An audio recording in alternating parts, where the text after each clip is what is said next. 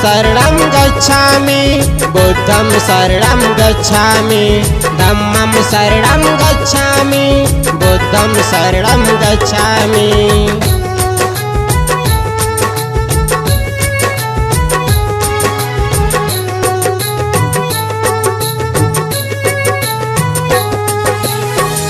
मनवा में उठत बड़ुए हमारो विचार हो, एक बार घुमा दी सैया भीमदार बार हो।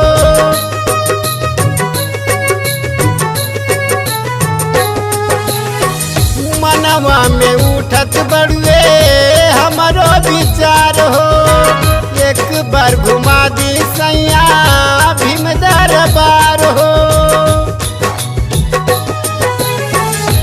हमरे मनवा के असरा पुराई दिहती, हमरे मनवा के असरा पुराई दिहती। पंचशील वाली सड़िया मंगा दिहती, पंचशील वाली सड़िया मंगा दिहती।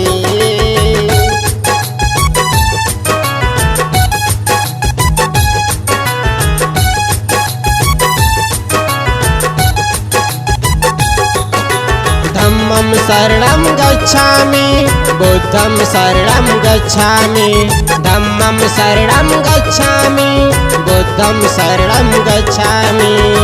बाबा साहब लिखले हमें जवन संविधान हो, वही रे आधार पर चलत बाटे हिंदुस्तान हो।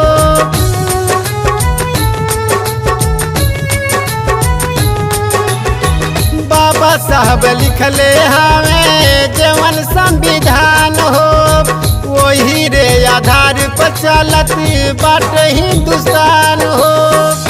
भीम बाबा के दर्शन कराई दिहती, भीम बाबा के दर्शन कराई दिहती। पंचशील वाली सड़िया मंगा दिहती, पंचशील वाली सड़िया मंगा दिहती, पंचशील वाली सड़िया मंगा दिहती।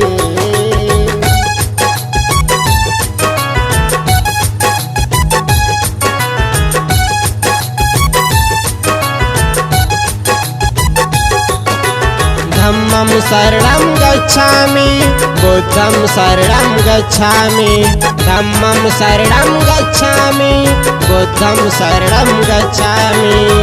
14 अप्रैल दिनवा लागेला मेला हो, झूमेला नाचेला जे भीम भक्त होला हो।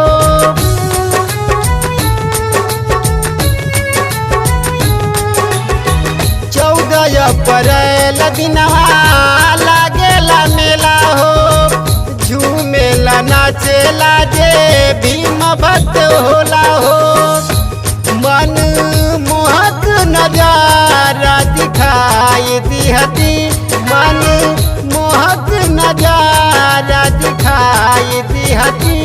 पंचशील वाली सड़िया मंगा दिहती, पंचशील वाली सड़िया मंगा दिहती, पंचशील वाली सड़िया मंगा दिहती।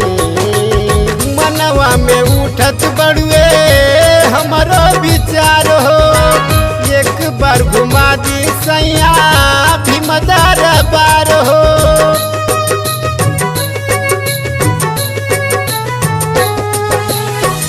मनवा में उठत बड़ुए हमारो विचार हो, एक बार घुमा दी सैया भीमदार बार हो। हमरे मनवा के असरा पुराई दिहती, हमरे मनवा के असरा पुराई दिहती।